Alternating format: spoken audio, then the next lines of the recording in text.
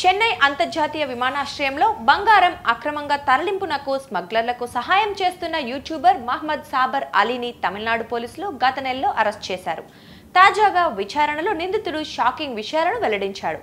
Air hub పేరుతో విమానాశ్రయంలో దుకాణం నడుపుతోన్న అలీ మలద్వారంలో బంగారం దాచిపెట్టి కస్టమ్స్ అధికారుల కంటపడకుండా తప్పించుకున్నట్లు వెల్లడైంది.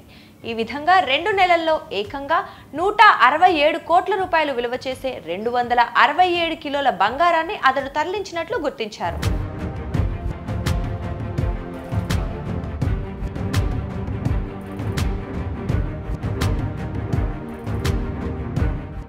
షాపింగ్ బాయ్స్ పేరుతో ఓ యూట్యూబ్ ఛానల్ నిర్వహిస్తోన్న సాబిర్కు శ్రీలంక బంగారం స్మగ్లింగ్ ముఠాతో ఆన్లైన్లో పరిచయం ఏర్పడింది. వారితో అక్రమ బంగారం రవాణాకు ఒప్పందం చేసుకున్నట్లు తెలుస్తోంది. అందుకోసం విమానాశ్రయంలో ఎయిర్ హబ్ రిటైల్ పేరుతో ఓ షాప్ను అద్దెకి తీసుకుని నిర్వహించాడు. అబుదాబిలో ఉండే ముఠా సభ్యుడు ఆర్థిక వనరులు సమకూర్చి లీజు కోసం 70 లక్షలు చెల్లించినట్లు దర్యాప్తులో గుర్తించారు. కానీ అతడు బంగారం తరలించిన తీరు తెలిసి అవాక్కయ్యారు.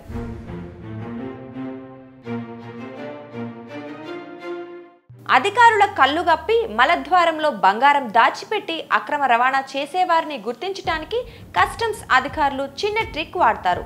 అనుమానితులను మల విసర్జన భంగిమలో ఎక్కువసేపు కూర్చోబెడతారు.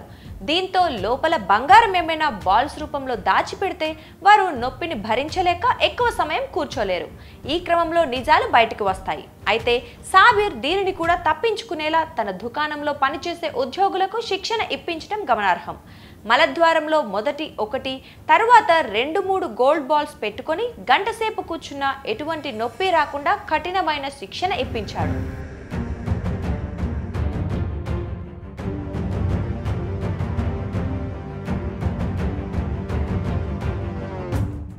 దీంతో వారంతా ఈ నొప్పిని భరించే సామర్థ్యానికి చేరుకున్న తరువాత బంగారం అక్రమ రవాణాకు తెరతీశాడు. స్మగ్లింగ్ చేయాల్సిన ప్రతిసారి 10 రోజుల ముందు నుంచి అతడి దుకాణంలో పనిచేసే 7 ఉద్యోగులు ప్రాక్టీస్ చేసేవారు. నెలకు వారికి జీతంగా 15,000, ఒక్కో బాల్కు 5,000 అదనంగా ఇచ్చేవాడని విచారణలో తేలింది.